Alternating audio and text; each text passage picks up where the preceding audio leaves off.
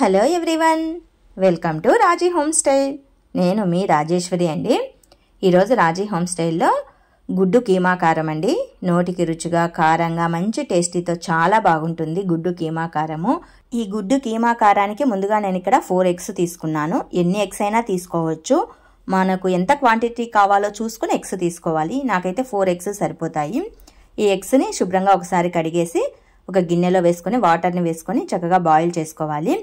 Eggs విరిగిపోకుండా, చితికిపోకుండా చక్కగా boil అవ్వాలంటే కనుక కొద్దిగా సాల్ట్, కొద్దిగా ఆయిల్ వేసామంటే కనుక ఇవి చక్కగా బాయిల్ అవుతాయండి. కాకపోతే మనం మీడియం ఫ్లేమ్లో ఉంచి బాయిల్ చేసుకోవాలి. చాలామంది ఎగ్స్ ఉడకబెడుతున్నప్పుడు విరిగిపోవటం, చితికిపోవటము, సొన బయటికి రావటం ఇలాంటివి జరుగుతూ ఉంటాయి. కాస్త ఆయిల్, ఉప్పు వేసామంటే చక్కగా ఉడికిపోతాయి. స్టవ్ని మీడియం ఫ్లేమ్లో ఉంచి ఉడికించుకోవాలి. ఇవి ఉడికేలోగు ఒక చిన్ని మిక్సీ జార్ తీసుకొని అందులో కాస్త కారం, కొద్దిగా ఉప్పు, అలాగే కొద్దిగా జీలకర్ర వేసేసుకొని ఒక 5-6 వెల్లుల్లి రెబ్బల్ని వేసుకొని పౌడర్ లాగా మిక్సీ పట్టుకోవాలి. వెల్లుల్లి కారం లాగా మిక్సీ పట్టేసుకోవాలి.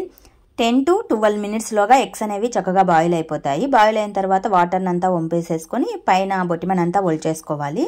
ఇలా బొటిమనంతా ఒలిచేసిన తర్వాత కొబ్బరి తురుము కట్టే ప్లేట్ ఉంటుంది కదా, ఆ ప్లేట్ పైన మనం కొబ్బరిని ఏ విధంగా తురుము పడతామో ఈ బాయిల్ అయిన ఎగ్గును కూడా తురుము పట్టేసుకోవాలండి. ముక్కలు ముక్కలుగా, పీసెస్గా ఏమీ కాకుండా చక్కగా తురుము పట్టేసుకోవాలి. తురుములాగా చేసేసుకోవాలి. లోపల పచ్చసొనతో సహా తురుము పట్టేసేయండి.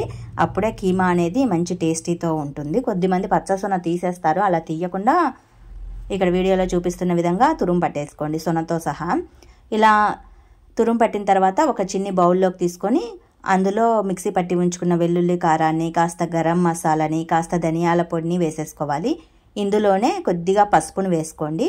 సాల్ట్ అయితే ఏం వేయద్దు, ఎందుకంటే బాయిల్ చేసేటప్పుడు వేసాము, వెల్లుల్లి కారంలో వేసాము. సో ఏదైనా తక్కువ అనిపిస్తే యాడ్ చేసుకోండి, అంతే. సాల్ట్ అనేది ఏమీ పట్టదనమాట.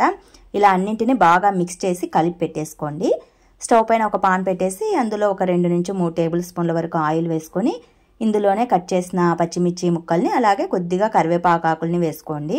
ఇందులో పోపు దినుసులు ఏమీ అవసరం లేదండి. కీమా కారం కాబట్టి పోపు దినుసులు స్కిప్ చేసేయండి, వేయొద్దనమాట. ఈ పచ్చిమిర్చి ముక్కలు అలాగే కరివేపాకులు చక్కగా వేగిన తర్వాత కలిపెట్టి ఉంచుకున్న కోడిగుడ్డు కీమానంతా ఈ పోపుకి యాడ్ చేసేసుకొని కొద్దిసేపు లైట్గా వేపుకోండి. ఎందుకంటే ధనియా పౌడర్ అనేది కాస్త పచ్చి వాసన పోయేంత వరకు వేపుకుంటే సరిపోతుంది. కోడిగుడ్డు కీమా కారం అండి. కారం కారంగా చాలా టేస్టీతో ఉంటుంది. పిల్లల నుంచి పెద్దల వరకు అందరూ చక్కగా ఇష్టంగా బాగా తినేస్తారు. మన ఇంట్లో ఏవైనా కూరగాయలు లేనప్పుడు ఇలా కోడిగుడ్డుతో రోజు ఒకే వెరైటీగా కాకుండా ఇలా కీమా కారంగా చేసుకొని తిన్నామంటే చాలా టేస్ట్ అనేది చాలా బాగుంటుంది. మా పిల్లలు అయితే చాలా ఇష్టంగా లైక్ చేస్తూ తింటారు.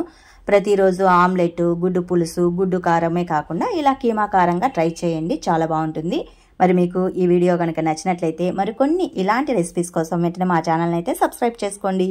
Please support my channel. గుడ్డు తినటం వల్ల మనకు ఎలాంటి బెనిఫిట్స్ ఉన్నాయో కింద వీడియో లింక్ ఇస్తాను, చూసి తెలుసుకోండి. Thanks for watching this video.